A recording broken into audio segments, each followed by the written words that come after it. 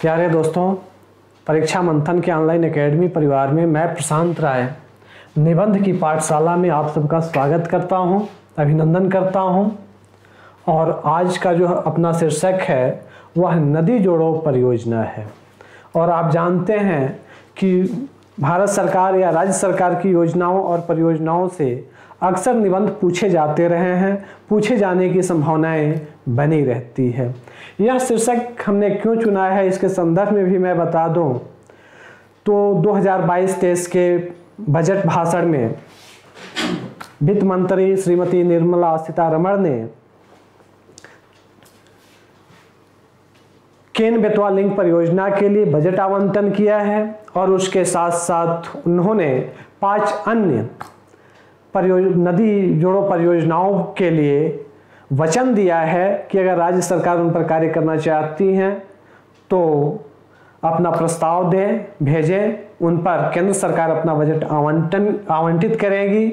इस तरह से दोस्तों यह जो शीर्षक है हमारे लिए करंट में महत्वपूर्ण हो जाता है, वर्तमान में महत्वपूर्ण हो जाता है।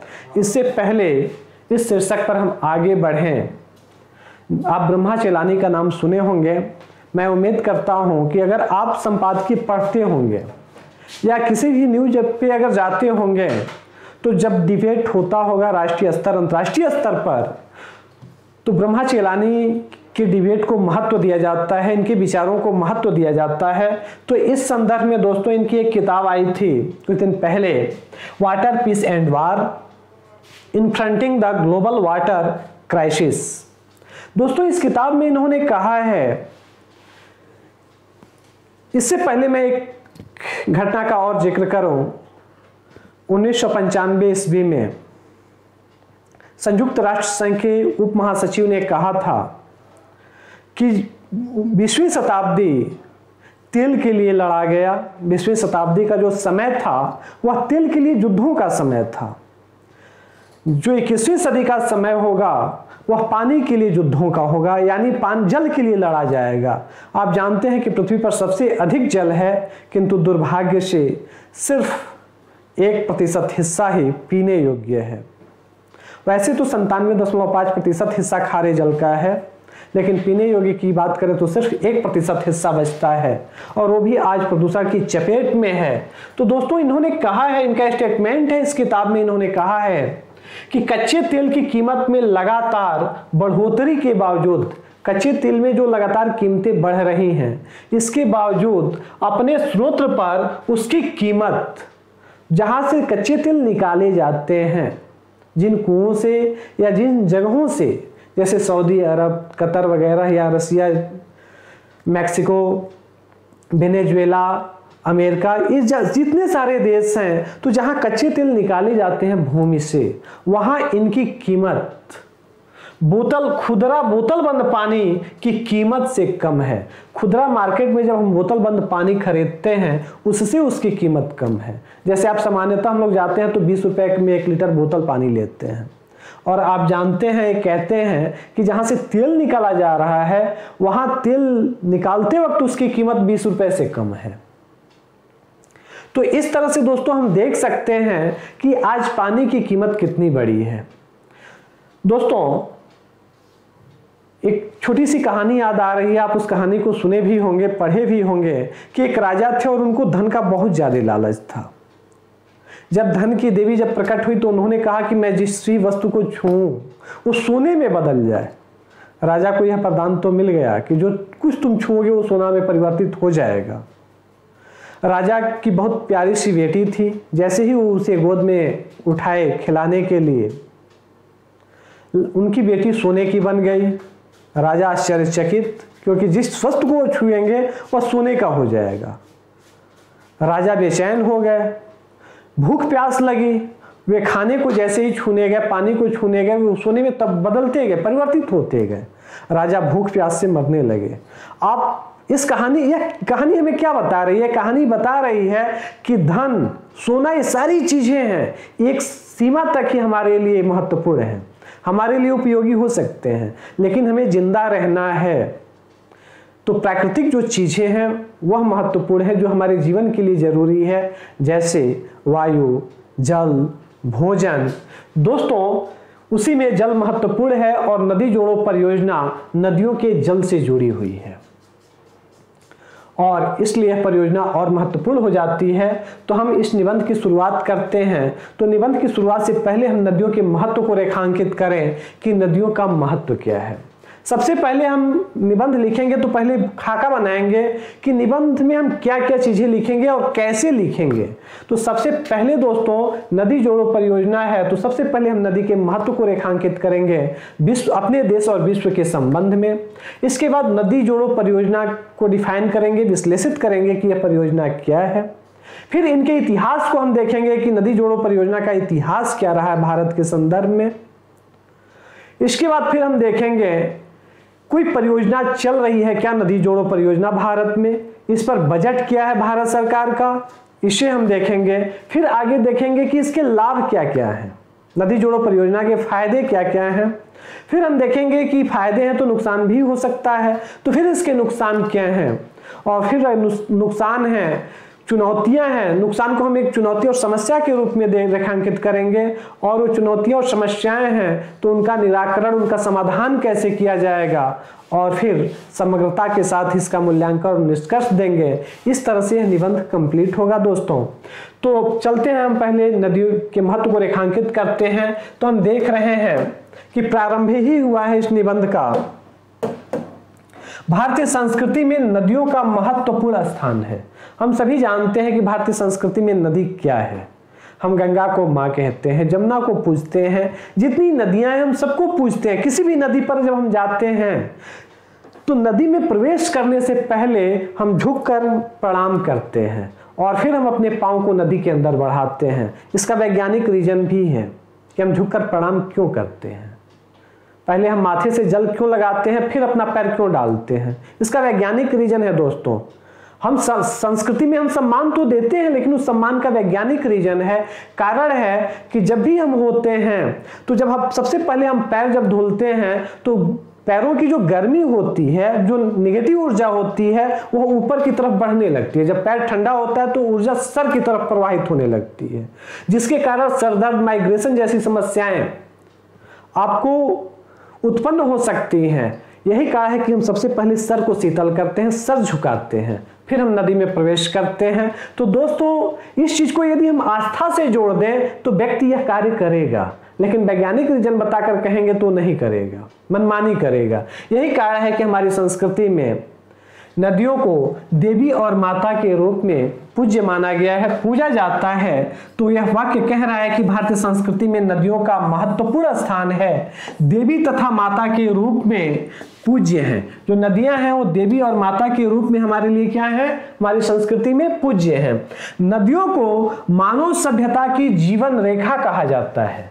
मानव की सभ्यता है उसकी जीवन रेखा नदियों को कहा जाता है। क्यों दोस्तों, जितनी सभ्यताएं विकसित हुई उन सभ्यताओं को देखेंगे तो नदियों के किनारे विकसित हुई हैं। चाहे वो मिस्र की सभ्यता हो, नील नदी घाटी की सभ्यता हो, हड़प्पा मोहनजोदड़ो की सभ्यता हो हमारे यहाँ, हुआंगहो नदी घाटी की सभ्यता हो चीन में, या फिर आप देखें तो बेबीलोन की सभ्यता हो, दजला फरात नदियों के किनारे की सभ्यता हो।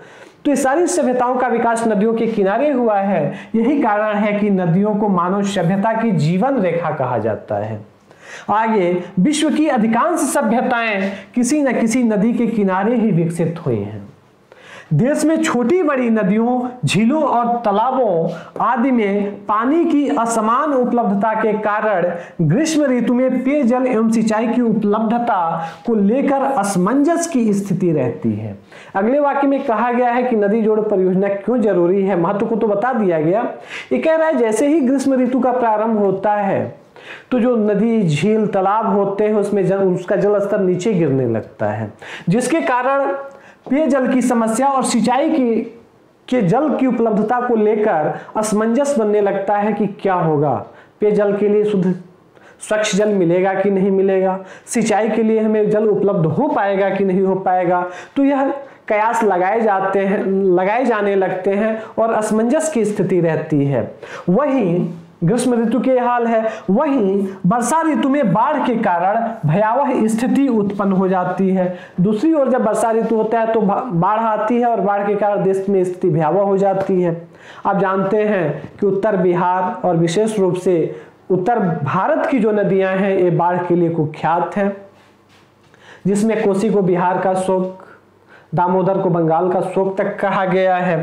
तो इसके संभावित समाधान ने नदियों को आपस में जोड़ने की अवधारणा को जन्म दिया। तो नदियों को आपस में जोड़ने की संभावना ने दोस्तों अवधारणा को जन्म दिया। किसकी संभावना ने? कि एक जगह सूखा है और दूसरी जगह बाढ़ है, तो हम क्यों ना बाढ़ वाली नदियों को सूखे वाली नदियों से हम जोड़ दें, लिंक कर दें, जिसके कारण बीच में जो नहर बनेगा उस नहर में जल जाएगा और सूखे वाली जो नदियां हैं उसमें जल प्रवाहित हो जाएगा। इससे यह फायदा होगा कि बाढ़ की विभीषिका से भी हम बचेंगे, भयावता से भी बचेंगे और सूखे की समस्या से भी हम निपट जाएंगे। अधिक से अधिक सिंचाई के क्षेत्र भी उपलब्ध हमारे लिए हो जाएंगे। इसकी चर्चा आगे व्यापक रूप में की गई है। तो यह इसके संभावित समाधान ने नदियों को जोड़ने की अवधारणा को जन्म दिया है। इस प्रकार नदी जोड़ो परियोजना भारत सरकार की महत्वाकांक्षी और महत्वपूर्ण परियोजना है। आगे, सूखा दरिया का पानी हूं साहब, मैं रोता हूं फिर भी नहीं बहता। दोस्तों, यह वाक्य जो कथन यह बता रहा है, जो स्टेटमेंट कि मैं सूखा दरिया का पानी हूं, मैं नदी रूपी रो सकती हूं, मैं जो नदी है वो कह रही है कि मैं रो तो सकती हूं लेकिन बह नहीं सकती हूं। तो दोस्तों, वो आज जो नदियां रोते हुए बह रही हैं, रो रही हैं, उनका प्रवाह रुक गया है। इस प्रवाह को आगे बढ़ाने के लिए ही इस परियोजना का जन्म हुआ है। आगे का समाधान है सूखा दरिया का पानी हूं साहब, मैं रोता हूं फिर भी नहीं बहता का समाधान है राष्ट्रीय नदी जोड़ो परियोजना। इस वाक्य का ही समाधान है राष्ट्रीय नदी जोड़ो परियोजना की जो नदियां सूख रही हैं वो बहें। आगे दोस्तों, यह जल अधिशेष अर्थात बाढ़ प्रवण वाली नदी घाटी से जल की कमी अर्थात सूखे की स्थिति वाली नदी घाटी में अंतर घाटी जल अंतरण परियोजनाओं के जरिए जल के हस्तांतरण की परिकल्पना करती है। दोस्तों, अब नदी जोड़ो परियोजना को डिफाइन किया गया है, विश्लेषित किया गया है कि यह क्या है। नदी जोड़ो परियोजना कह रही है कि जल अधिशेष अर्थात जिन नदियों में अधिक जल है, यानी उस आवश्यकता से अधिक जो जल उसमें प्रवाहित हो रहा है, जहां जिन नदियों में बाढ़ आती हैं उन नदी घाटियों को जल की कमी अर्थात सूखे वाली स्थिति वाली जो नदियां हैं उनसे जोड़ करके दोस्तों अंतर घाटी जल अंतरण परियोजनाओं के जरिए जल हस्तांतरण की परिकल्पना करती है। इसको ऐसे समझिए दोस्तों, यह दो नदियां प्रवाहित हो रही हैं। यहां हम देख रहे हैं कि दो नदियां प्रवाहित हो रही हैं। इस नदी में अक्सर बाढ़ आता है, इस नदी में अक्सर बाढ़ की समस्या रहती है और ये जो नदी है ये सूखे की चपेट में रहती है। अब क्या किया जाए, क्यों ना इस नदी को इस नदी से जोड़ दिया जाए एक नहर के द्वारा। तो दोस्तों, यह नदी इस नदी से जब जोड़ दी गई तो यहां से जो बाढ़ वाली स्थिति है, जो जल अधिशेष है, वह प्रवाहित होकर इस नहर द्वारा सूखे वाली स्थिति यानी जहां जल की कमी है यहां पर यह जल आनी शुरू हो जाएंगे। इस तरह से दोस्तों यह जो घाटी का जन्म हो रहा है, यह दो नदियों के बीच में यह जो घाटी का जन्म हो रहा है, इसी घाटी का नाम है अंतर घाटी जल अंतरण परियोजना। यानी दो घाटियों, अंतर यानी अंदर, दो घाटियों के मध्य जो स्थित घाटी का निर्माण हो रहा है नहर के जरिए, इसी को अंतर घाटी नदी या अंतर घाटी जल अंतरण परियोजना के नाम से जाना जाता है। तो दोस्तों, इस परियोजना के माध्यम से जल के हस्तांतरण को नदी घाटी परियोजना के नाम से जाना जाता है या नदी जोड़ो परियोजना के नाम से जाना जाता है। अर्थात एक नदी से जहां जल अधिक है, दूसरी नदी में जहां जल कम है, नहर द्वारा जब दोनों नदियां जब आपस में जुड़ेंगी तो जो नहर के द्वारा जो घाटी निर्मित हो रही है उसी घाटी को अंतर घाटी जल अंतरण परियोजना के नाम से जाना जाएगा। और इस नहर के द्वारा जो जल का हस्तांतरण होगा, यह हस्तांतरण ही नदी जोड़ो परियोजना का मूल उद्देश्य है। स्पष्ट हुआ? आगे दोस्तों, इसे हम राष्ट्रीय परिप्रेक्ष्य में योजना के रूप में जानते हैं। इसे हम राष्ट्रीय परिप्रेक्ष्य योजना एनपीपी के रूप में जानते हैं। दोस्तों प्रश्न ये उठता है, इसे हम राष्ट्रीय परिप्रेक्ष्य योजना क्यों कह रहे हैं? दोस्तों कारण है कि यह केंद्र सरकार की परियोजना है, और दूसरा महत्वपूर्ण कारण यह है कि यह संपूर्ण भारत में संचालित किया जाना है। यही कारण है कि इसे राष्ट्रीय परिप्रेक्ष्य योजना यानी राष्ट्र के संदर्भ में यह योजना संचालित की जा रही है, इस रूप में हम इसे जानते हैं। यहाँ जल अधिशेष से तात्पर्य, अब समस्या यह उठती है कि जल अधिशेष क्या है। यहाँ हम देख रहे हैं जल अधिशेष, अर्थात जल अधिशेष क्या है, तो जल अधिशेष को आगे समझाया गया है कि जल अधिशेष से तात्पर्य नदी में उपलब्ध उस अतिरिक्त जल से है। नदी में जो उपलब्ध जल है उस अतिरिक्त जल से है जो सिंचाई, घरेलू खपत और उद्योगों की आवश्यकताओं की पूर्ति के पश्चात शेष बच जाता है। यानी घरेलू खपत, सिंचाई और उद्योग धंधे जो हैं उनकी आवश्यकता को देने के बाद, पूर्ति करने के पश्चात, तथा नदी, इस ध्यान रखिएगा इसमें नदियों की अपनी आवश्यकता भी शामिल है। नदी की भी अपनी आवश्यकता होती है जल की। ऐसा नहीं है कि नदी को खुद के जल की आवश्यकता नहीं है। नदी के खुद की जल की आवश्यकता जब खत्म होगी तो नदी मर जाएगी। तो नदी के जो जल की आवश्यकता है उसे भी लेकर के उसके बाद जो जल अधिक बचता है उस अधिक बचे हुए जल को ही जल अधिशेष, नदी के जल अधिशेष के नाम से हम जानते हैं। आगे यह रेखांकित कर रहा है दोस्तों, सतह में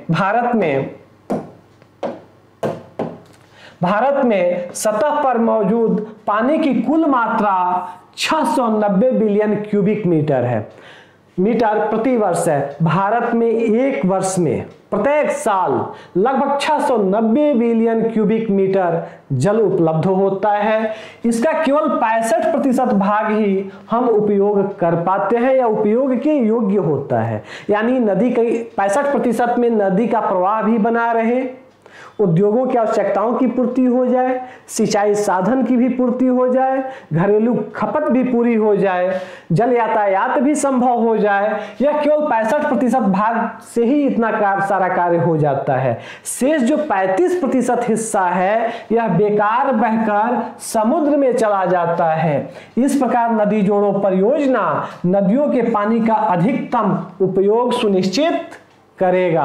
अगले वाक्य में यह दिखा दिया गया है कि नदी घाटी परियोजना क्यों। कारण है कि जो नदियों का शेष 35% पानी बेकार बहकर समुद्र में चला जाता है उसका अधिकतम उपयोग सुनिश्चित कैसे किया जाए, तो इसके लिए नदी जोड़ो परियोजना संचालित की जा रही है। अगले वाक्य में इसके इतिहास की तरफ हम बढ़ रहे हैं कि नदी जोड़ो परियोजना का भारत में इतिहास क्या है। तो दोस्तों सबसे पहले 1858 में मद्रास प्रेसिडेंसी के एक सिंचाई इंजीनियर थे आर्थर थॉमस कार्टन, और इन्होंने विचार दिया था गंगा नदी को कावेरी नदी से जोड़ने के लिए। गंगा को सबसे पहले गोदावरी से और फिर गोदावरी को कावेरी से जोड़ने के लिए इन्होंने विचार दिया था, क्योंकि जो कावेरी नदी का जल स्तर उस समय सूख रहा था और इन्होंने देखा कि गंगा और गोदावरी में जल अधिशेष है तो क्यों न इसे जोड़ा जाए। लेकिन उनका विचार बस विचार बनकर रह गया, आगे नहीं बढ़ा। उसी को लिखा गया है भारत में नदी जोड़ो परियोजना का विचार सर्वप्रथम 1858 ईस्वी में मद्रास प्रेसिडेंसी के ब्रिटिश सिंचाई इंजीनियर आर्थर थॉमस कार्टन ने दिया था। स्वतंत्र भारत में 70 के दशक में केंद्रीय ऊर्जा मंत्री और सिंचाई राज्य मंत्री के.एल. राव ने गंगा और कावेरी नदियों को जोड़ने का प्रस्ताव पेश कर पुनः उनके प्रस्ताव को जीवित किया। दोस्तों 70 के दशक में वह लगभग 1968 का समय था। उस समय के.एल. राव जो दक्षिण भारत के थे, इन्होंने गंगा और कावेरी को जोड़ने का प्रस्ताव पेश किया और थॉमस कार्टन के विचार को इन्होंने पुनः जीवित किया नदी जोड़ो परियोजना के नाम पर। लेकिन वह सिर्फ उन्होंने जो प्रस्ताव पेश किया वह एक प्रस्ताव के रूप में ही रहा, वह कागज पर नहीं आया।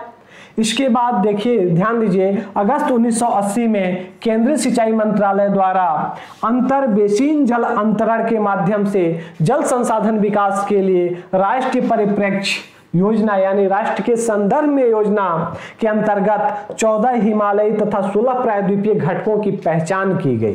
दोस्तों अगस्त 1980 में इंदिरा गांधी का शासनकाल था भारत में। उस समय उन्होंने इस जो विचार था इनका, के.एल. राव और थॉमस कार्टन का जो विचार था, उन पर अमल करने के लिए केंद्र सिंचाई मंत्रालय द्वारा अंतर बेसिन जल अंतरण समिति का गठन किया गया और इसके माध्यम से भारत में जल संसाधनों के विकास के महत्व को रेखांकित किया गया और राष्ट्रीय परिप्रेक्ष्य में यह देखा गया कि कितने घटक हैं जिन्हें हम आपस में जोड़ सकते हैं। तो दोस्तों अंतर बेसिन जल अंतरण ने 30 घटकों का चुनाव किया, जिसमें 16 घटक प्रायद्वीपीय भारत से थे और 14 घटक हिमालयी क्षेत्र से थे। यानी संपूर्ण 30 घटक हैं, 16 प्रायद्वीपीय भारत की नदियां हैं और 14 हिमालयी क्षेत्र की नदियां हैं।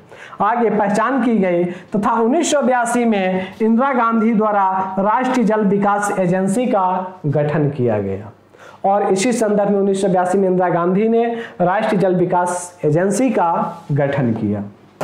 यह इतिहास है। आगे दोस्तों अभी इतिहास ही है, इसमें हम देख रहे हैं कि 31 अक्टूबर 2002 को, दोस्तों इस पर चर्चा करने से पहले मैं एक घटना बता दूं। 31 अक्टूबर 2002 का समय है जिसमें रंजीत कुमार की जनहित याचिका पर सुनवाई करते हुए सुप्रीम कोर्ट ने केंद्र सरकार को नदी जोड़ो परियोजना पर कार्य करने के लिए कहा था, निर्देश दिया था। यह जो रंजीत कुमार की जो जनहित याचिका थी, इन्होंने किस आधार पर पेश किया था सुप्रीम कोर्ट में, इस पर मैं चर्चा करूं तो 15 अगस्त 2002 ईस्वी को, घटना 31 अक्टूबर की है, तो 15 अगस्त 2002 को राष्ट्रपति के अभिभाषण में, ध्यान दीजिएगा, राष्ट्रपति के अभिभाषण में नदियों के जोड़ने की संकल्पना की गई थी और रेखांकित किया गया था उनके अभिभाषण में कि इसका महत्व क्या है और इसके लाभ क्या क्या होंगे। दोस्तों उसी भाषण को, राष्ट्रपति के उसी अभिभाषण को आधार बनाकर रंजीत कुमार ने एक जनहित याचिका सुप्रीम कोर्ट में दायर कर दी। उसी जनहित याचिका पर सुनवाई करते हुए सुप्रीम कोर्ट ने 31 अक्टूबर 2002 को केंद्र सरकार को नदी जोड़ो परियोजना पर कार्य करने के लिए निर्देश दिया या कहा कि इस पर भारत सरकार कार्य करे। तो वही अब बात आगे कहा जा रहा है, 31 अक्टूबर 2002 को रंजीत कुमार की जनहित याचिका पर सुनवाई करते हुए उच्चतम न्यायालय ने केंद्र सरकार को नदी जोड़ो परियोजना पर कार्य करने के लिए कहा। हम सभी जानते हैं कि अटल बिहारी वाजपेयी ने इसके लिए कार्य करना चाहा, लेकिन वे आगे बस एक कार्यबल का ही गठन कर पाए, इससे आगे अटल बिहारी वाजपेयी ने कुछ नहीं किया। कारण हम आगे बताएंगे, चर्चा करेंगे कि वे आगे क्यों नहीं बढ़ सके। इस संदर्भ में श्री अटल बिहारी वाजपेयी द्वारा 2003 में सुरेश प्रभु की अध्यक्षता में टास्क फोर्स का गठन किया गया। 2003 में अटल बिहारी वाजपेयी भारत के प्रधानमंत्री थे। इन्होंने नदी जोड़ो परियोजना पर एक टास्क फोर्स का सुरेश प्रभु की अध्यक्षता में एक गठन किया कि इन पर कार्य किया जाए और इन्हें अमल में लाया जाए। लेकिन भारत के जो पर्यावरणविद थे, जो सामाजिक कार्यकर्ता थे, सोशल एक्टिविस्ट थे, इन लोगों ने विरोध करना शुरू किया कि इससे नदियों का जो पारिस्थितिकी तंत्र है, जो उनकी भौगोलिक संरचना है, वह प्रभावित होगी, इसका दुष्प्रभाव होगा, व्यापक स्तर पर लोगों का विस्थापन होगा। तमाम नहर बनाने के लिए दोस्तों भूमि अधिग्रहण सरकार को करना पड़ेगा, तो तमाम जो खेती योग्य, कृषि योग्य जो भूमि है वह व्यर्थ में इसमें चली जाएगी। इस व्यापक स्तर पर इस विरोध को देखते हुए अटल बिहारी वाजपेयी की सरकार इस पर आगे कार्य नहीं कर सकी, कार्य रुक गया। आगे पुनः 2012 में सुप्रीम कोर्ट ने पर्यावरणविदों की चिंताओं को खारिज करते हुए पुनः आदेश दिया कि इस पर कार्य किया जाए और खुद एक समिति का गठन किया कि जो इनकी चिंताएं हैं, जो पर्यावरणविदों की जो चिंताएं हैं, जो सोशल कार्यकर्ताओं की जो चिंताएं हैं, एक्टिविस्टों की जो चिंताएं हैं, उनको ध्यान में रखते हुए इस परियोजना को आगे बढ़ाया जाए। तो दोस्तों उसी की चर्चा आगे की जा गई है। अंततः 28 फरवरी 2012 को उच्चतम न्यायालय द्वारा केंद्र सरकार को निर्देश दिया गया कि वह इस महत्वाकांक्षी परियोजना पर समयबद्ध तरीके से अमल करे और कहा गया कि सरकार जो रुक रही है, इस सरकार के रुकने के कारण अगर समय से कार्य पूरा नहीं हो रहा है तो खर्चे बढ़ेंगे। दोस्तों अब बताइए 2002 में जो खर्चा रहा होगा नदी जोड़ो परियोजना का, क्या 2012 में वही खर्च होगा या 2022 में वही खर्च होगा कि खर्च बढ़ेगा? हर चीज महंगा होता चला जा रहा है, महंगाई बढ़ती चली जा रही है, तो दोस्तों खर्च भी तो बढ़ेगा। तो सरकार ने कहा कि इस महत्वाकांक्षी परियोजना पर समयबद्ध तरीके से अमल करे केंद्र सरकार, जिससे देरी की वजह से इसकी लागत और ना बढ़े, जिससे देरी की वजह से इसका जो लागत बढ़ रहा है वो लागत न बढ़ने पाए। न्यायालय ने इसकी योजना तैयार करने और इस पर अमल करने के लिए एक उच्च स्तरीय समिति का गठन भी किया। और इस तरह से दोस्तों 2012 के बाद जब उच्चतम न्यायालय ने जब निर्देश दे दिया पर्यावरणविदों की चिंताओं को सुझाव के रूप में अमल करते हुए, उन पर कार्य करते हुए कार्य योजना का अमल कर दिया, तब से यह नदी जोड़ो परियोजना आगे बढ़ रही है। इसी संदर्भ में दोस्तों 2018 में एक बैठक हुई, उस बैठक का भी जिक्र किया गया है जिसमें तमिलनाडु की जायज चिंताओं का समाधान था। देखिए क्या है, 2008 में राष्ट्रीय विकास परिषद के मुख्यमंत्रियों की बैठक में राज्यों के साथ जल बंटवारा विवाद में उलझे तमिलनाडु ने प्रस्ताव रखा कि नदियों को परस्पर जोड़ने की प्रक्रिया को राष्ट्रीय परियोजना का दर्जा मिलना चाहिए। तमिलनाडु की राष्ट्रीय विकास परिषद की में मुख्यमंत्रियों की जब बैठक हुई 2008 में, तो तमिलनाडु के मुख्यमंत्री ने प्रस्ताव रखा कि जो नदी जोड़ो परियोजना है इसे राष्ट्रीय परियोजना का दर्जा दे दिया जाए। और राष्ट्रीय परियोजना का दर्जा मिलने से फायदा क्या होगा दोस्तों? कर्नाटक और तमिलनाडु के मध्य आप जानते हैं कावेरी नदी जल विवाद। तो दोस्तों कर्नाटक जितना जल चाहिए तमिलनाडु को देने के लिए तैयार नहीं होता है। कावेरी नदी कर्नाटक से ही होकर निकल रही है। तमिलनाडु अधिक जल की मांग करता है, कर्नाटक देता नहीं है। तमिलनाडु ने सोचा यदि ये राष्ट्रीय महत्व की घोषित हो जाएंगे तो केंद्र सरकार के नियंत्रण में आ जाएंगे, जिसके कारण हमारी आवश्यकताओं का जो जल होगा वो कर्नाटक सरकार नहीं रोक पाएगा। आगे इसकी चर्चा की गई है दोस्तों। तो कर्नाटक सरकार के विरोध को देखते हुए तमिलनाडु ने कहा कि ऐसी परियोजनाओं को राष्ट्रीय परियोजना सरकार को केंद्र सरकार को घोषित कर देनी चाहिए, जिससे एक समस्या का समाधान निकले। आगे केंद्र सरकार द्वारा सिंचाई और ऊर्जा के बढ़ते संकट को देखते हुए 14 नदियों को राष्ट्रीय परियोजना का दर्जा दिया गया। तमिलनाडु के सुझाव के बाद केंद्र सरकार ने देखा कि भारत में सिंचाई और ऊर्जा संकट बढ़ रहा है, तो इस पर केंद्र सरकार ने कहा कि अगर 14 नदियों को राष्ट्रीय नदी का दर्जा 14 नदियों की परियोजनाओं को राष्ट्रीय परियोजना का दर्जा दे दिया गया। कारण क्या है कि दोस्तों जब एक बांध बनाकर नहर द्वारा जल दूसरे नदी में बांध बनाकर जब डाला जाएगा तो दोस्तों दोनों नदियों के बांधों पर पंचक्की द्वारा जल ऊर्जा का निर्माण किया जा सकता है, उत्पादन किया जा सकता है, जल ऊर्जा का उत्पादन किया जा सकता है और इस तरह से दोस्तों ऊर्जा के बढ़ते संकट से निपटा जा सकता है। जब नदियों को जोड़ने के लिए जब नहर का विकास किया जाएगा तो उस मुख्य नहर से कई सहायक नहरों का भी निर्माण किया जाएगा, जिससे सिंचाई के क्षेत्र में भी वृद्धि होगी। और दोस्तों इसी को देखते हुए 14 नदियों को राष्ट्रीय परियोजना का दर्जा प्रदान कर दिया गया। जुलाई 2014 में केंद्र सरकार द्वारा नदियों को आपस में जोड़ने संबंधी विशेष समिति का गठन किया गया है। जुलाई 2014 में केंद्र सरकार द्वारा दोस्तों नदियों को आपस में जोड़ने के लिए एक विशेष समिति का गठन किया गया है कि इस पर वह अपनी आपत्ति को दर्ज कराए और इसके सुझावों को पेश करें कि उन आपत्तियों को कैसे निपटा जा सकता है या खारिज किया जा सकता है, उन आपत्तियों का निराकरण कैसे किया जा सकता है। आगे दोस्तों, अब देश की पहली परियोजना कौन सी है, यह भी महत्वपूर्ण है कि परियोजना का इतिहास तो हो गया, 2018 तक आप देख रहे हैं। आगे आप देख रहे हैं कि देश की पहली नदी जोड़ो परियोजना आखिर कौन सी है। तो दोस्तों केन बेतवा लिंक परियोजना इस बृहद योजना की पहली कड़ी है, यानी केन बेतवा जो संपर्क योजना है, नदी जोड़ो जो योजना है, इस बृहद योजना की, इस बृहद राष्ट्रीय परियोजना की पहली कड़ी है, यानी पहली योजना है जिस पर कार्य प्रारंभ किया गया। आगे 2002 में इस योजना पर 123 बिलियन डॉलर लागत का अनुमान था। दोस्तों 2002 में इस पर 123 बिलियन डॉलर लागत का अनुमान था। आज आप समझ सकते हैं कि 2002 में 123 बिलियन डॉलर लागत था, तो आज इसकी लागत कितनी बढ़ चुकी होगी। 2022-23 के बजट में वित्त मंत्री श्रीमती निर्मला सीतारमण द्वारा केन बेतवा नदी जोड़ परियोजना के लिए 1400 करोड़ रुपए का प्रावधान किया गया है। दोस्तों 2022-23 के बजट या निबंध हम क्यों पढ़ा रहे हैं, अब आप देख चुके हैं। कारण है कि 2022-23 के बजट में वित्त मंत्री श्रीमती निर्मला सीतारमण द्वारा 1400 करोड़ केन बेतवा लिंक परियोजना के लिए आवंटित किया गया है कि इसको धरातल पर उतारा जाए, इस पर कार्य प्रभावी तरीके से किया जाए। इसमें केन नदी का अतिरिक्त पानी 220 किलोमीटर लंबी नहर के माध्यम से बेतवा नदी में डाला जाना है, यानी 220 किलोमीटर लंबी नहर का निर्माण होगा केन और बेतवा नदी के मध्य में।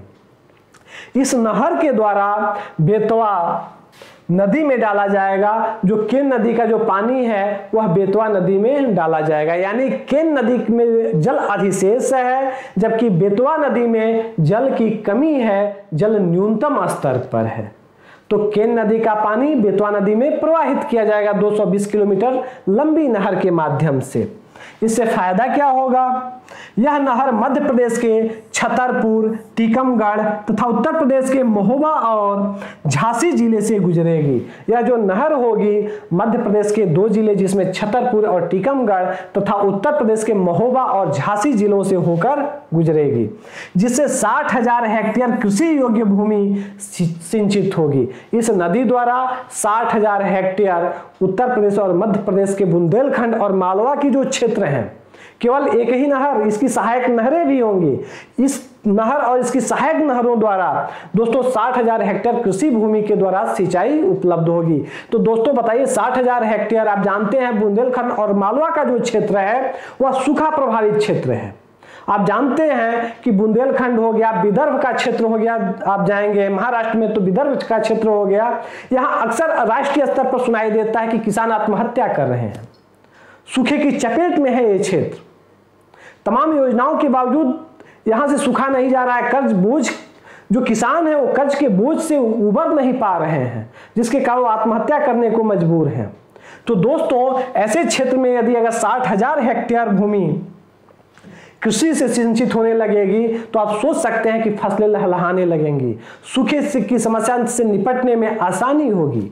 आप जानते हैं कि वहां गहरे कुआं खोद करके पानी निकाला जाता है, पेयजल के लिए एक गांव से लोग दूसरे गांव में कई कई किलोमीटर तक की यात्रा करने लगते हैं। तो दोस्तों जब नहरों का निर्माण हो जाएगा तो स्वच्छ पेयजल भी उनके लिए उपलब्ध होगा, नदी के पानी से उनका रिफाइन करके।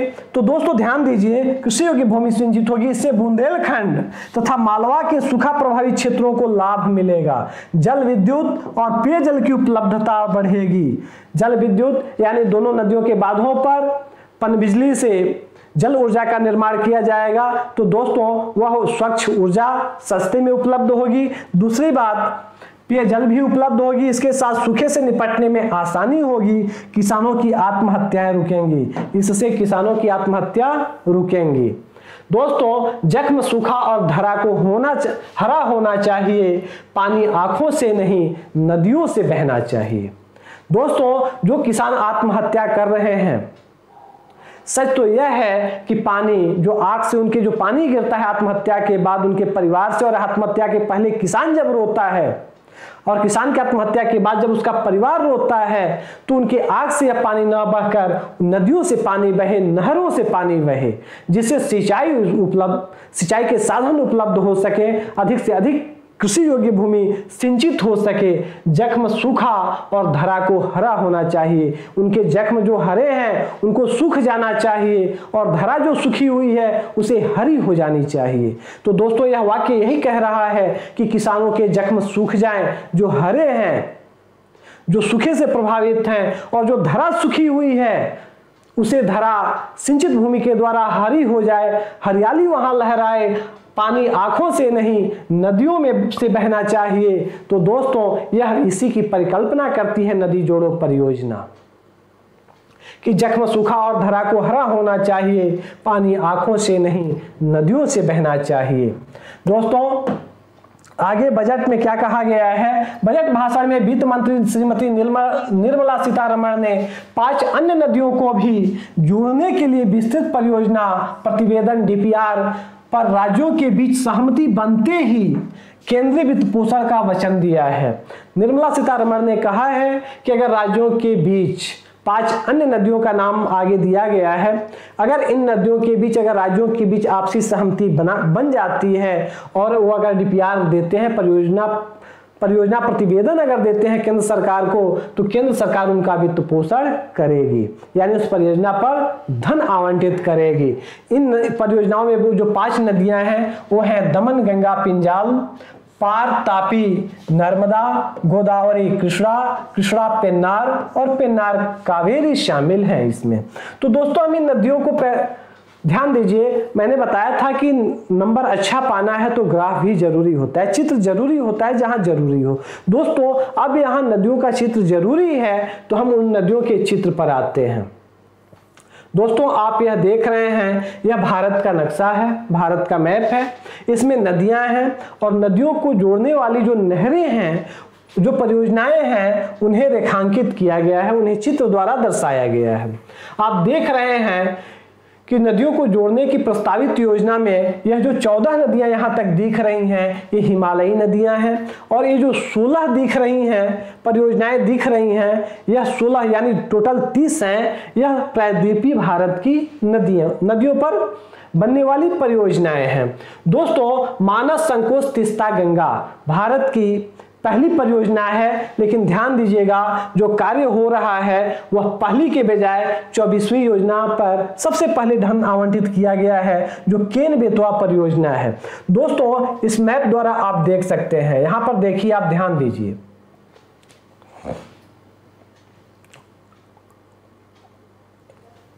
यहां आप ध्यान दीजिए तो आप देख रहे हैं दोस्तों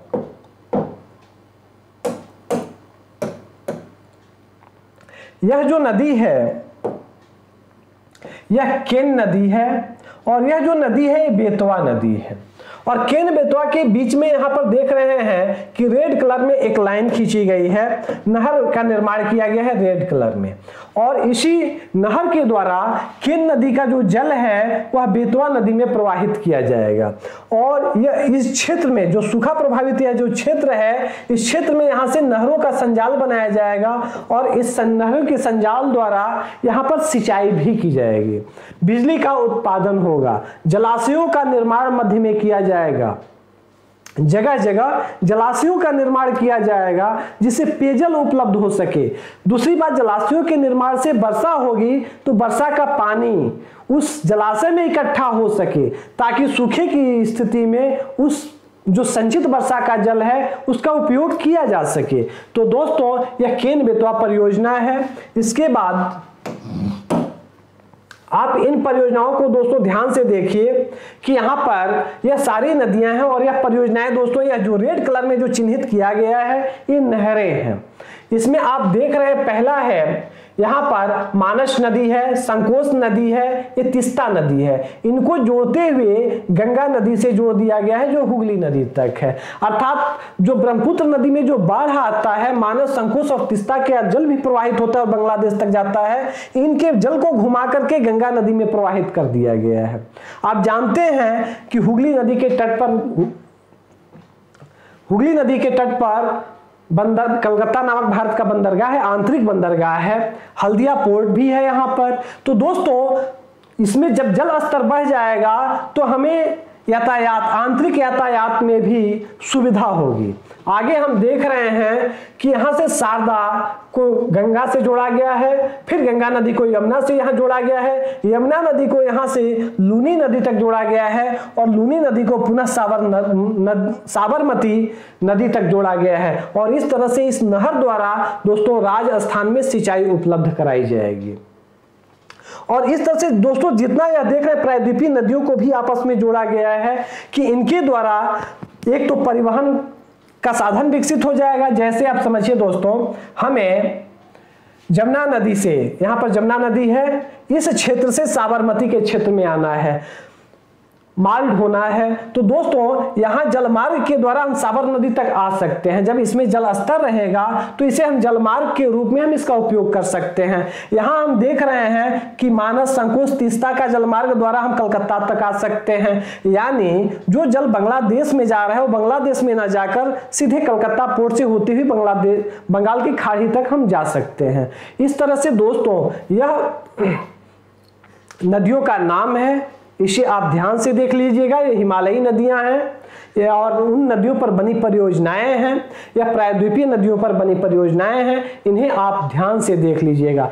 कई बार आपको यह कंफ्यूजन हो सकता है कि यहाँ 16 नंबर परियोजना गोदावरी कृष्णा है, फिर 17 नंबर गोदावरी कृष्णा है, फिर 18 नंबर गोदावरी कृष्णा है। तो अब आपके दिमाग में यह प्रश्न उठ सकता है कि एक ही नदी पर गोदावरी कृष्णा, गोदावरी कृष्णा, गोदावरी कृष्णा और 3 परियोजनाएं, यह कैसे? तो दोस्तों आप देख रहे हैं कि यह गोदावरी नदी है और यह कृष्णा नदी है। इसको थोड़ा हम क्लियर कर दें तो आप देख रहे हैं दोस्तों कि यह गोदावरी नदी है, यह गोदावरी नदी है और यह जो नदी है यह कृष्णा नदी है। इस गोदावरी और कृष्णा पर हम देख रहे हैं कि यहां से भी गोदावरी और कृष्णा को जोड़ा गया है, यहां भी गोदावरी और कृष्णा को जोड़ा गया है और यहां पर भी गोदावरी और कृष्णा को जोड़ा गया है। यानी इस क्षेत्र में 3 परियोजना बनाकर गोदावरी और कृष्णा को जोड़ा गया है। इससे स्पष्ट हुआ कि इन 2 नदियों पर ही 3 परियोजनाएं संचालित की जानी है। यानी 3 नहरों का विकास किया जाएगा और तीनों नहरों के द्वारा गोदावरी नदी के जल को कृष्णा नदी में प्रवाहित किया जाएगा। स्पष्ट हुआ। पुनः यहाँ कृष्णा नदी को आप देख रहे हैं, यहाँ कावेरी नदी से जोड़ा गया है। आगे देख रहे हैं कृष्णा नदी को पेन्नार से, फिर यहाँ कृष्णा नदी को पेन्नार से जोड़ा गया है। आप देख रहे हैं कृष्णा पेन्नार, पेन्नार कावेरी। तो यहाँ पर कृष्णा को पेन्नार से, यहाँ भी कृष्णा नदी को इस पेन्नार नदी से जोड़ा गया है। यहाँ कृष्णा को यहाँ कावेरी नदी से जोड़ा गया है। तो इस तरह दोस्तों आप सारी परियोजनाओं को इस मैप के माध्यम से देख सकते हैं। कुछ नहीं तो आपकी परीक्षा में आप इतना नहीं बना सकते हैं, मैं जानता हूं कोई नहीं बनाएगा, ये मैप बनाना कठिन है पेपर में। तो दोस्तों इतना तो हम कर ही सकते हैं कि भारत का मैप बनाएं और गंगा को दिखा दें और केन बेतवा जो परियोजना वर्तमान में संचालित है इनको दिखा दें और वर्तमान में जो ये 5 परियोजनाओं पर पैसा देने की बात की गई, बजट आवंटन की बात की गई है, इनको हम दिखा दें। दमन गंगा पिंजाल नदी, पार तापी नर्मदा नदी, जैसे पार तापी नर्मदा नदी आप यहाँ देख सकते हैं, यह पार तापी नर्मदा नदी है, यह पार नदी है, तापी नदी है, नर्मदा नदी है, तीनों को जोड़ा गया, 26 नंबर परियोजना है। तो हम इसे तो दिखा ही सकते हैं ना। तो अर्थात जो नदियां आपस में जुड़ने वाली हैं बस हम उन्हें दिखा दें, हमें 30 दिखाने की जरूरत नहीं है। जो हमारे काम की हैं, जिन पर कार्य चल रहा है, हम उन्हें तो दिखा सकते हैं। कोसी मेची परियोजना भी इस समय संचालित अवस्था में है, कार्य इस पर चल रहा है। आगे दोस्तों नदियों को जोड़ने से देश में सूखे की समस्या का स्थायी समाधान होगा। अब हम फायदे की बात कर रहे हैं कि इससे जोड़ने से फायदा क्या होंगे, इसके लाभ क्या हैं। तो दोस्तों नदियों को जोड़ने से देश में सूखे की समस्या का अस्थायी समाधान, सूखे की समस्या का अस्थायी समाधान निकलेगा।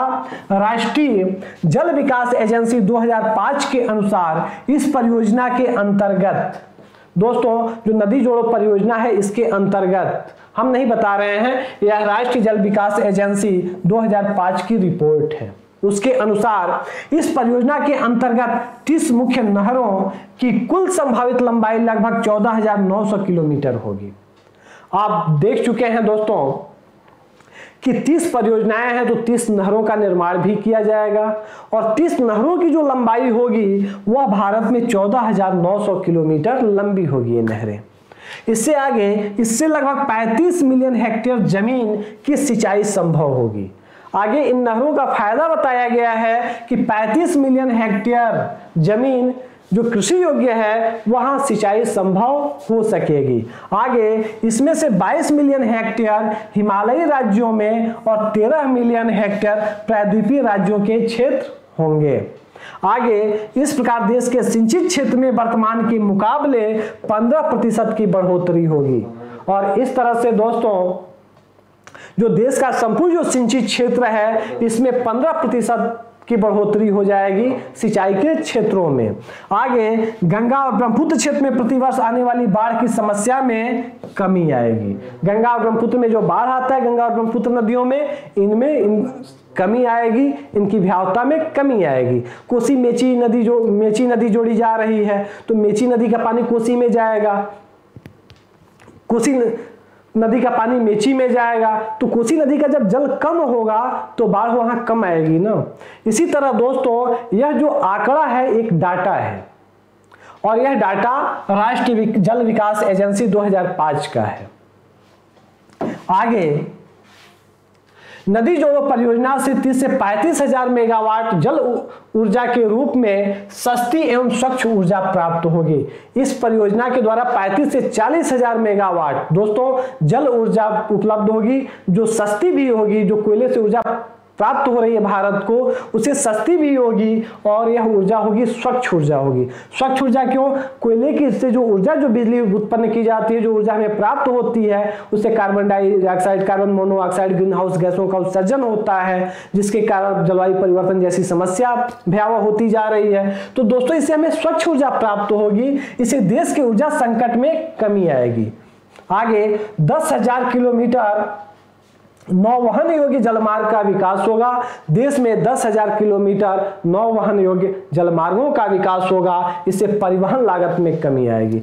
दोस्तों हमें अब बनारस से इलाहाबाद जाना हो या इलाहाबाद से हमें कानपुर जाना हो दोस्तों, यानी हम नदी के रास्ते ध्यान दीजिएगा, जाना हो बड़े बड़े अगर शिप अगर स्थापित कर दिए जाएं और इसमें जलमार्ग आप जानते हैं जलमार्ग संचालित भी किए जा रहे हैं। जलमार्ग द्वारा तो सबसे बड़ा फायदा क्या होगा कि इससे जो ट्रैफिक की जाम है, ट्रैफिक के जाम से निजात मिल जाएगा। जो रास्ते के द्वारा जो हम जाते हैं उससे सस्ता होगा, क्योंकि आप जानते हैं कि एक बस, कार या कोई भी जिससे जब हम परिवहन करते हैं उसके अपेक्षा जो बड़े बड़े जलयान होंगे उसमें अधिक लोग आ सकते हैं, अधिक माल आ सकता है, अधिक वस्तु सामग्री उस पर वहन किया जा सकता है, उस पर वो ढो सकती हैं और इस तरह से उनमें परिवहन लागत की कमी आएगी। इस परियोजना के अंतर्गत 16 बृहद जलाशय हिमालयी घटक में और 58 बृहद जलाशय दक्षिण भारतीय घटक में स्थापित किए जाएंगे तथा 3,000 अन्य जलाशयों के साथ साथ लगभग इतने ही टूरिस्ट स्पॉट बनेंगे जिससे पर्यटन को बढ़ावा मिलेगा। आगे कहा जा रहा है कि 16 बृहद जलाशय हिमालयी क्षेत्र में निर्मित होंगे, 58 दक्षिण भारत में निर्मित होंगे और इसके साथ साथ 3,000 अन्य छोटे जलाशयों का निर्माण होगा और जो जलाशय बनेंगे वहां पर टूरिस्ट स्पॉट के रूप में उन्हें विकसित किया जाएगा। इससे पर्यटन को बढ़ावा मिलेगा, पर्यटन के बढ़ावा से होगा वहां रोजगार उपलब्ध होगा और इस तरह से दोस्तों बड़े पैमाने पर नहरों एवं जलाशयों के किनारे वनीकरण होगा। नहर बनाए जाएंगे, आप जानते हैं नहरों के किनारे वन लगाए गए हैं, पेड़ पौधे लगाए जाते हैं, सड़कों के किनारे लगाए जाते हैं, तो नहरों और जलाशयों के किनारे बड़े पैमाने पर वृक्षारोपण किया जाएगा जिससे वनीकरण देश का होगा और इस वनीकरण के द्वारा दोस्तों आप जानते हैं वन क्षेत्र में वृद्धि होगी। आगे स्वच्छ पेयजल की समस्या दूर होगी। स्वच्छ पेयजल की जो समस्या बनी हुई है, पीने के लिए पानी स्वच्छ उपलब्ध नहीं है, यह समस्या क्षेत्रों में दूर होगी। ग्रामीण क्षेत्रों के भूमिहीन कृषि मजदूरों के लिए रोजगार के नए अवसर उपलब्ध होंगे। दोस्तों, इन्हें रोजगार कहां से मिलेगा? अब बताइए, नहरों का निर्माण होगा, जलाशयों का निर्माण होगा, तो जो वहां के स्थानीय जो भूमिहीन जो ग्रामीण हैं उन्हें रोजगार उपलब्ध होगा कि नहीं? उसमें उन्हें रोजगार आसानी से उपलब्ध हो जाएगा, तो उन्हें रोजगार भी उपलब्ध हो जाएगा। किसानों की जब फसलें जब नहीं सूखेंगी, लहलहाने लगेंगी, किसान एक फसल के बजाय कई फसली कृषि करने लगेंगे, बहुफसली जब कृषि करने लगेंगे, इससे भी आर्थिक समृद्धि आएगी और इस तरह से आर्थिक समृद्धि के द्वारा लाखों परिवारों की आर्थिक बदहाली दूर होगी और इनके जीवन स्तर में सुधार होगा। और इस तरह से नदी जोड़ो परियोजना के व्यापक लाभ हैं दोस्तों। तो दोस्तों, इस लाभ के बाद कुछ हानियां भी होंगी, उनकी भी चर्चा कर ली जाए। तो दोस्तों, आगे इसकी चर्चा की गई है, किंतु नदियों से सबके अपने अपने हित जुड़े हुए हैं, जो नदी जोड़ो परियोजना की राह में सबसे बड़ी बाधा है। इसकी चुनौतियां क्या है? चुनौतियों की बात की गई है, तो चुनौतियों के संबंध में कहा जा रहा है कि नदियों से सबके अपने अपने हित जुड़े हुए हैं और यही हित जो है, सबका जो हित है, यह नदी जोड़ो परियोजना की राह में सबसे बड़ी बाधा है। आगे इस बाधा की चर्चा की गई है। दोस्तों, भारत में राज्य एवं राष्ट्रीय स्तर के साथ साथ अंतर्राष्ट्रीय स्तर की भी नदियां हैं। भारत में राजकीय स्तर की नदियां वे हैं जो एक ही राज्य में प्रवाहित होती हैं। जैसे कोई भी आप नदी ले लिए जो एक ही राज्य में, जैसे हिंडन को हम ले लें, एक ही राज्य में प्रवाहित होती है। जैसे साबरमती को हम ले लें, लूनी नदी को ले लें, एक ही राज्य में प्रवाहित होती हैं और एक ही राज्य में खत्म हो जाती हैं। कुछ नदियां होती हैं जो एक से अधिक राज्यों में, जैसे 2 से 2 अधिक राज्यों में प्रवाहित होती है। जैसे गंगा को ले लें, जमुना नदी को ले लें, उत्तराखंड और उत्तर प्रदेश कम से कम 2 राज्य हैं। इसी तरह चंबल को ले लें, मध्य प्रदेश, राजस्थान, उत्तर प्रदेश। इस तरह से ये जो नदियां हैं जो एक से अधिक राज्यों में प्रवाहित होती हैं, इन्हें राष्ट्रीय स्तर की नदियां कहते हैं। राजकीय स्तर की नदियां वे हैं जो एक ही राज्य में प्रवाहित होती हैं। राष्ट्रीय स्तर की नदियां वे हैं जो 2 या 2 से अधिक राज्यों में प्रवाहित होती हैं। अंतर्राष्ट्रीय स्तर की नदियां वे हैं जो 2 देशों में कम, 2 या 2 से अधिक देशों में प्रवाहित होती हैं। जैसे दोस्तों, आप ब्रह्मपुत्र नदी को देखिए, चीन, भारत, बांग्लादेश, वह अंतर्राष्ट्रीय नदी हो गई। गंडक को देखिए, नेपाल, बिहार यानी भारत, यानी वो अंतर्राष्ट्रीय नदी हो गई। यानी जो एक से दूसरे राज्यों में जो नदी प्रवाहित होती है, वे नदियां अंतर्राष्ट्रीय स्तर की होती हैं। अब बताइए दोस्तों कि ये तीनों स्तर की नदियां हैं, तो जो राजकीय स्तर की नदी है, जो राज्य नदी है, उसमें कोई समस्या नहीं है, क्योंकि एक ही राज्य में है तो राज्य को फैसला लेना है, जो चाहे वो फैसला ले ले, निर्णय कर ले। लेकिन जो राष्ट्रीय प्रकार की नदी है, इसमें 2 राज्यों के भी विवाद पैदा हो जाता है। जैसे कावेरी जल विवाद, कर्नाटक, तमिलनाडु, पंजाब, राजस्थान के बीच विवाद, जमुना नदी को लेकर के विवाद। तो इस तरह से दोस्तों ये नदियां विवादित हो जाती हैं, जो एक से, या जो भारत और बांग्लादेश, तीस्ता नदी को लेकर विवाद। तो इस तरह से जो राष्ट्रीय और अंतर्राष्ट्रीय स्तर की जो नदियां होती हैं, इसमें नदियों को लेकर, उनके जल को लेकर विवाद उत्पन्न हो जाते हैं। ये सबसे बड़ी समस्या है नदी जोड़ो परियोजना की राह में। तो इस पर आगे चर्चा की गई है। अंतर्राष्ट्रीय स्तर की भी नदियां, भारत को नेपाल, भूटान, चीन, बांग्लादेश से सामंजस्य बैठाने के साथ साथ विभिन्न राज्यों को परस्पर सहयोग एवं सहमति के लिए तैयार करना भी बहुत बड़ी चुनौती है। भारत सरकार को नेपाल से, भूटान से, चीन से, बांग्लादेश से सामंजस्य बैठाना पड़ेगा। इसके लिए तीस्ता नदी को जोड़ना है, बांग्लादेश ऑब्जेक्शन करेगा। तो दोस्तों, अब नेपाल, भूटान, चीन, बांग्लादेश, पाकिस्तान का मैं नाम नहीं ले रहा हूं, क्योंकि जो नदी जोड़ो परियोजना है उसमें सतलज, जो पाकिस्तान में जो नदियां जा रही हैं वो नहीं है। तो दोस्तों, जो नेपाल की नदी है, जैसे गंडक हो गई, कोसी हो गई, नेपाल से निकलती हैं।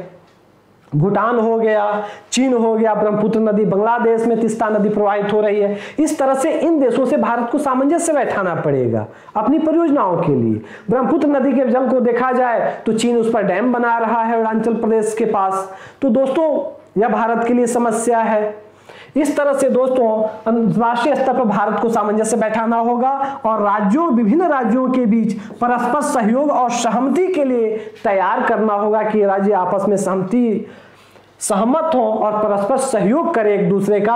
ये सबसे बड़ी चुनौती है। आगे बताया गया है राज्यों के बीच पानी का झगड़ा अभी तक अनसुलझा है, इसे सुलझाया नहीं जा सका है। वे दूसरे राज्यों को पानी देने के लिए तैयार नहीं है।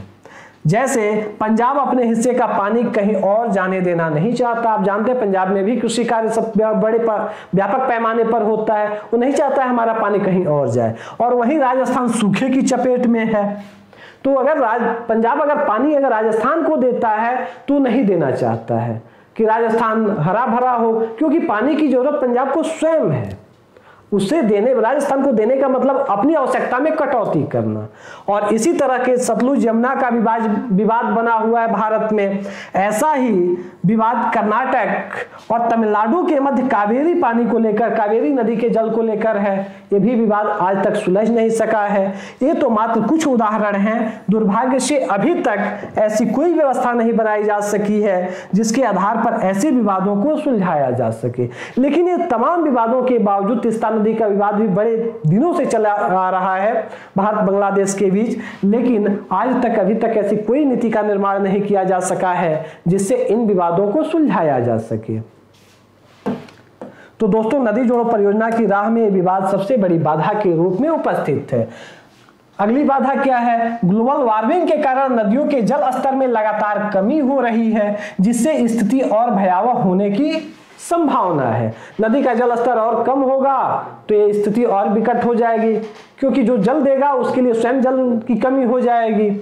इसी प्रकार राज्यों के मध्य जमीन को लेकर भी विवाद खड़े हो सकते हैं, क्योंकि भूमि अधिग्रहण मुद्दा लंबे समय से विवाद का विषय रहा है। तो दोस्तों, राज्यों के बीच जमीन, नहर बनेगी तो जमीन पे ही बनेगी, जलाशय बनेंगे जमीन पे ही बनेंगे, तो इसे लेकर भी राज्यों के मध्य विवाद उत्पन्न हो सकते हैं। राज्य के अंदर भी किसान और राज्य के बीच भी विवाद उत्पन्न हो सकते हैं। तो दोस्तों, अभी तक भूमि अधिग्रहण का जो मुद्दा है देश में विवादास्पद बना हुआ है, तो यह भी एक समस्या के रूप में है इस मुद्दे में। आगे, नदियों के इंटरलिंकिंग में बृहद स्तर पर धन का व्यय होगा, जो एक विकासशील देश के लिए कठिन है। जब नदियों की इंटरलिंकिंग होगी तो दोस्तों इसमें बड़े व्यापक पैमाने पर धन लगेगा, और भारत एक विकासशील देश है, इसके लिए कठिन कार्य है। आगे, नदियों के परस्पर संपर्क से आर्द्रभूमि, जैव विविधता, स्थानीय जल निकायों के साथ साथ आजीविका पर प्रतिकूल प्रभाव पड़ेगा। सारे लाभ के बावजूद आर्द्रभूमियों का विकास हो जाएगा। जो नदियों की जो आर्द्रभूमि है वह सूखे की चपेट में आ जाएगी। नहरों के किनारे दलदलों का विकास हो जाएगा। नदियों की जैव विविधता पर विपरीत प्रभाव पड़ेगा। स्थानीय जल जो निकाय हैं उन पर विपरीत प्रभाव पड़ेगा, और जो आजीविका है, जो नदियों के किनारे जो मछुआरे हैं, जो लोग नदियों पर जिनकी आजीविका निर्भर है, उन पर प्रतिकूल असर पड़ेगा, क्योंकि उनका जल स्तर कम हो जाएगा। 79,292 हेक्टेयर जंगल पानी में डूब जाएंगे। दोस्तों, इससे यह भी खतरा होगा कि 79,292 हेक्टेयर जो जंगल हैं वो जल के अंदर, जब जलाशयों का निर्माण होगा, वो पानी में डूब जाएंगे। इससे पर्यावरणीय क्षति होगी। पर्यावरणीय और भौगोलिक संतुलन अस्थिर होने का खतरा बढ़ जाएगा। बृहद स्तर पर संभवतः लगभग 4.5 लाख लोगों का विस्थापन होगा, जिससे कालांतर में विस्थापितों के पुनर्वास की समस्या उत्पन्न होगी। दोस्तों, जब नहर बनेगा, जलाशय बनेंगे, तो गांव के गांव विस्थापित हो जाएंगे, वहां से हटाने पड़ेंगे रास्ते में आने वाले। तो दोस्तों, लगभग एक आंकड़ा है कि 4.5 लाख लोग विस्थापित होंगे। तो भारत सरकार के सामने विस्थापन के बाद विस्थापितों के पुनर्वास की समस्या भी उत्पन्न होगी। और इस तरह नदियों को आपस में जोड़ने के फलस्वरूप सागर में ताजे जल की आपूर्ति में कमी आएगी, जिससे समुद्री पारिस्थितिकी तंत्र प्रभावित होगा। दोस्तों, आप जानते हैं कि नदियां सागर में ले जाकर जल छोड़ती हैं, जल प्रवाहित करती हैं। तो सागर में के खारे जल में नदियों का ताजा जल, मीठा जल मिलता रहता है, जिससे उनके खारेपन पर अंकुश लगता है, अधिक खारा वो नहीं हो पाती हैं।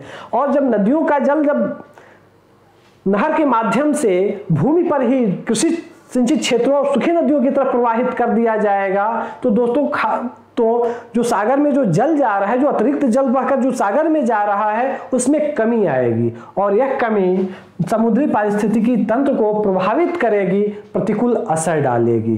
तो दोस्तों, यह पर्यावरण संबंधित जायज चिंताएं हैं, इस पर भी भारत सरकार को सोचना चाहिए। आगे, नदियों का एक स्वाभाविक, अब आप चुनौतियां पढ़ रहे हैं। नदियों का एक स्वाभाविक ढाल होता है जिसके सहारे आसपास के क्षेत्रों को खुशहाल बनाते हुए वे आगे बढ़ती हैं। नदियों का एक स्वाभाविक ढाल होता है। जब नदी पर्वतों से निकलती हैं तो उनके पास कोई नक्शा नहीं होता है कि हमें किस रास्ते से सागर तक पहुंचना है। वे अपने रास्ते का निर्माण ढाल के सहारे स्वयं करती चलती हैं और आसपास के क्षेत्रों को खुशहाल बनाती हुई, हरा भरा करती हुई आगे बढ़ती हैं। तो ऐसे कई उदाहरण हैं जो बताते हैं कि जब नदियों के पानी की दिशा नहरों के जरिए मोड़ी गई तो आसपास की जमीन खारी और दलदली हो गई। दोस्तों, ऐसे भारत में ही तमाम उदाहरण हैं कि जब नदियों का जल जब नहरों के माध्यम से कहीं और मोड़ दिया गया तो नहरों के पास आसपास की जो भूमि थी वो दलदली हो गई और वह लीचिंग के कारण वह भूमि खारी हो गई। तो दोस्तों, इससे कृषि नदियों के आसपास की जो कृषि भूमि है इस पर प्रतिकूल असर पड़ा है। आगे, उत्तर प्रदेश के 16 जिलों से होकर गुजरने वाली शारदा सहायक नहर इसका प्रत्यक्ष प्रमाण है। यह उदाहरण भी आगे दिया गया है कि यह बात कोरा बकवास नहीं है, बल्कि शारदा सहायक नहर इसकी उदाहरण है। सन 2000 में पूरी हुई 260 किलोमीटर लंबी इस नहर का लक्ष्य 16.77 लाख हेक्टेयर जमीन की सिंचाई करना था। 16.77 लाख हेक्टेयर इसकी सिंचाई करना था। 260 किलोमीटर लंबी यह नहर थी, लेकिन यह परियोजना भूमि पर उतरने के बाद मिला क्या, इसकी चर्चा आगे है। यह सिर्फ 48% लक्ष्यों को हासिल कर पाई। जो 100% इसके लक्ष्य निर्धारित किए गए थे उसमें सिर्फ 48% इसने अपने लक्ष्य को हासिल किया, अर्थात आधे से भी कम। ऊपर से इससे रिश्ता पानी हजारों हेक्टेयर जमीन में जल जमाव और सीलन की वजह बन रहा है। जो नहरों के आसपास जो रिस रहा है जल, वह जल जमाव और सीलन की वजह बन रहा है, जिससे कम पानी वाले गेहूं और दलहन जैसी फसलें बर्बाद हो रही हैं। दोस्तों, इस संदर्भ में हम देखें तो अंतर्राष्ट्रीय स्तर की बात करें तो अंतर्राष्ट्रीय स्तर पर भी हम बात कर लेते हैं तो कोलोराडो नदी और मिसौरी नदी का नाम आप सुने होंगे, जो अमेरिका यूएसए की जो नदी है। दोस्तों, इस पर भी 19वीं शताब्दी के पूर्वार्ध में व्यापक पैमाने पर नदी जोड़ो परियोजना संचालित की गई। लेकिन नदी जोड़ो परियोजना संचालित होने के बाद उसमें गाद भी तो पैदा होगा। उसमें जो गाद होगा, जो नदियों का जो अवसाद होगा, वह नहरों के तल में तो बैठेगा, तो नहरों की खुदाई हमेशा करनी पड़ेगी। जो बिजली जो उत्पन्न होगी बांध के सहारे, बिजली में कमी आ गई। गाद जमने के कारण, उसकी समय से सफाई न होने के कारण आसपास के इलाके बाढ़ से नदियों के सहारे, नहरों के सहारे डूबने लगे, जिसके कारण कई सारी परियोजनाओं को वहां ध्वस्त कर दिया गया, कई सारे बांधों को तोड़ दिया गया और नदियों के नैसर्गिक स्वरूप को दे दिया गया कि जैसे वो नदियां बह रही थी वैसे वो बहें। तो दोस्तों, भारत सरकार को इस अंतर्राष्ट्रीय सबक से भी कुछ सीखना चाहिए कि हम परियोजना को ऐसे स्तर से उतारें कि इसके कम दुष्प्रभाव कम से कम पड़े। आगे सुझाव दिया गया है कि भारत सरकार को क्या करना चाहिए। तो इन संभावित खतरों को देखते हुए भारत सरकार को जल संसाधन के विकास के लिए एकीकृत तरीके से लघु एवं दीर्घावधि के समस्त उपायों को अपनाना चाहिए। अब भारत यहाँ लघु और दीर्घ अवधि के समस्त उपाय, लघु अवधि के उपाय हैं जो तत्काल किए जा सकते हो, दीर्घ अवधि के ये उपाय हैं जो लंबे समय तक किए जाए। जैसे गाद की समस्या, जो अवसादीकरण की जो समस्या होगी, यह दीर्घ अवधि के उपायों में शामिल किया जाएगा कि उनसे कैसे निपटा जाए। पेड़ पौधे जो लगाए जाएंगे, वनीकरण जो होगा उनके किनारे, यह दीर्घावधि के उपाय हैं। दीर्घ समय में ही पेड़ पैदा होंगे। तो ये तमाम सारी जो योजनाएं हैं, इन्हें लघु और दीर्घ अवधि के उपायों के साथ साथ इन्हें अपनाना चाहिए तथा इसे चरणबद्ध तरीके से समय पर लागू करना चाहिए। या अगर चरणबद्ध तरीके से नहीं होगा और समय पर लागू नहीं होगा तो समय पर चरणबद्ध तरीके से नहीं होगा तो कार्य समय से पूरा नहीं होगा, और कार्य समय से पूरा नहीं होगा तो दोस्तों उसकी लागत बढ़ती चली जाएगी महंगाई के साथ साथ। तो इसलिए केंद्र सरकार एक ऐसी राष्ट्रीय जल नीति का निर्माण करे जो भूजल के अत्यधिक दोहन, आगे सुझाव दिया गया है कि केंद्र सरकार एक राष्ट्रीय जल नीति का निर्माण करे, जो भूजल के अत्यधिक दोहन, भूमि जल के अत्यधिक दोहन के कारण कई जगह हैंडपंप का जल सूख रहा है, तो इससे निजात मिल सके। नदियों को लेकर पर्यावरणीय और सामाजिक चिंताओं, नदियों को लेकर जो पर्यावरणीय और सामाजिक चिंताएं व्याप्त हैं, इनका समाधान कर सके तथा राज्यों के मध्य नदी जल के बंटवारे से संबंधित विवादों एवं असहमतियों का समाधान कर सके। यानी भारत सरकार एक ऐसी राष्ट्रीय जल नीति का निर्माण करे जो भूजल के अत्यधिक दोहन को तथा नदियों के पर्यावरणीय और सामाजिक चिंताओं के साथ साथ दो या दो से अधिक राज्यों के मध्य जल बंटवारे से संबंधित विवादों और असहमतियों का समाधान कर सके, ऐसी जल नीति बननी चाहिए। आगे जिन नदियों को जोड़ा जाना है उन्हें राष्ट्रीय महत्व की संपत्ति घोषित किया जाना चाहिए तथा जिन नदियों को जोड़ा जाना है उन सारी नदियों को राष्ट्रीय महत्व की संपत्ति बना देनी चाहिए कि ये किसी राज्य की नहीं बल्कि हमारे राष्ट्र की संपत्ति है। नदियों को जोड़ने से उत्पन्न होने वाले दुष्प्रभावों को कम करने हेतु सामाजिक कार्यकर्ताओं, पर्यावरणविदों, भूवैज्ञानिकों एवं नदी विशेषज्ञों की सहायता से अंतर्बेसिन जल अंतरण पर एक समग्र कार्य योजना बननी चाहिए। दोस्तों, इसके साथ साथ नदी जोड़ो परियोजना के जो दुष्प्रभाव होंगे इनको कम करने के लिए सामाजिक कार्यकर्ताओं, पर्यावरणविदों, भूवैज्ञानिकों एवं नदी विशेषज्ञों की सहायता से अंतर्बेसिन जल अंतरण पर एक समग्र कार्य योजना बननी चाहिए कि यदि दो नदियां अगर आपस में जुड़ रही हैं जिस नहर द्वारा, इस पर क्या किया जाए। और ये जो अंतर्बेसिन जल अंतरण जो यह परियोजना होगी यही महत्वपूर्ण मुद्दा होगी, क्योंकि यहाँ विस्थापन की समस्या, रास्ते में जो गांव आएंगे वो उजड़ जाएंगे, जहाँ जलाशय निर्मित होंगे वहाँ की कृषि योग्य जो भूमि होगी, जो वन होंगे वो जल में डूब जाएंगे। तो इन समस्याओं से निपटने के लिए इनकी सलाह लेनी चाहिए और इस पर भारत सरकार को एक समग्र कार्य योजना तैयार करनी चाहिए और उस पर अमल करनी चाहिए। अब आगे निष्कर्ष है या सुझाव दिया गया है, सुझाव के बाद अंततः निष्कर्ष है। निष्कर्षतः कहा जा सकता है कि जल चक्र के बिना जीवन चक्र असंभव है। दोस्तों, आप जानते हैं कि मानव शरीर का अधिकांश हिस्सा जल है और इस तरह से जल चक्र के बिना यह जो जीवन का चक्र है यह संभव है। जल है तो जीवन, जल ही जीवन है, या जल है तो कल है जैसे नारे आप सुने होंगे। तो दोस्तों, जल चक्र के बिना जीवन चक्र असंभव है। अतः नदियों के पारिस्थितिकी तंत्र को ध्यान में रखते हुए भारत सरकार द्वारा संचालित नदी जोड़ो जैसी महत्वपूर्ण और महत्वाकांक्षी परियोजना देश के आर्थिक, सामाजिक एवं सांस्कृतिक उन्नति के क्षेत्र में मील का पत्थर साबित होगी। दोस्तों, यह जो भारत सरकार की महत्वपूर्ण और महत्वाकांक्षी परियोजना है यह नदियों के पारिस्थितिकी तंत्र को ध्यान में रखते हुए संचालित की जा रही है और की जानी है। और यह जो परियोजना है यह आर्थिक, सामाजिक और सांस्कृतिक उन्नति के क्षेत्र में मील की पत्थर साबित होगी। आने वाले समय में यह उम्मीद की जा सकती है। दोस्तों, सांस्कृतिक इसलिए कि भारतीय संस्कृति में नदियों का महत्वपूर्ण स्थान है। इसे माता और देवी के रूप में पूजा जाता है। जो भूमिका में मैंने बताया था, भूमिका को सीधे मैंने निष्कर्ष से लाकर जोड़ दिया है ताकि भूमिका से निष्कर्ष जुड़ा हुआ प्रतीत हो और इस निबंध में एक कसाव हो। अंत में इस निबंध का अंत यहां होता है एक सुखद पल से कि कुछ ख्वाब बुने हुए भारत सरकार और हम भारतीय नदी जोड़ो परियोजना को लेकर के कुछ ख्वाब बुने हुए हैं, कुछ ख्वाहिशें लिए हुए हैं। पानी के बुलबुलों में बसी है ये जिंदगी और इन्हीं पानी के बुलबुलों में नदी जोड़ो परियोजनाओं में जो जिंदगी बसी हुई है उनमें जो ख्वाब हैं, जो ख्वाहिशें हैं वह पुष्पित, पल्लवित हो और देश का आर्थिक, सामाजिक एवं सांस्कृतिक विकास हो। इसी के साथ यह निबंध पूरा होता है। कुछ ख्वाब बुने हुए, कुछ ख्वाहिश लिए हुए पानी के बुलबुले में बसी है ये जिंदगी।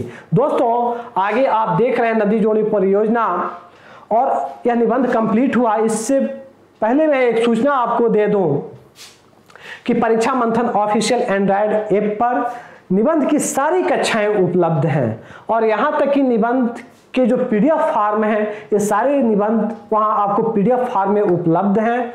यह कोर्स बिल्कुल कम, बिल्कुल 99 रुपए में आपके लिए उपलब्ध है। आप इस कोर्स में एडमिशन लें, वहाँ सारी कक्षाएं आप एक साथ परीक्षा मंथन ऑफिशियल एंड्रॉयड ऐप पर प्राप्त कर सकते हैं। वहां से पीडीएफ फॉर्म प्राप्त कर सकते हैं। पीडीएफ फॉर्म में सारे निबंध आप प्राप्त कर सकते हैं और आपके अगर कोई सुझाव होंगे या कोई शिकायतें होंगी तो आप उस पर दर्ज भी कर सकते हैं। और इसी के साथ दोस्तों आज की यह निबंध की क्लास पूरी हुई। आपको यह देखने के लिए और यह निबंध पढ़ने के लिए बहुत बहुत धन्यवाद। Thank you. फिर कल मिलेंगे।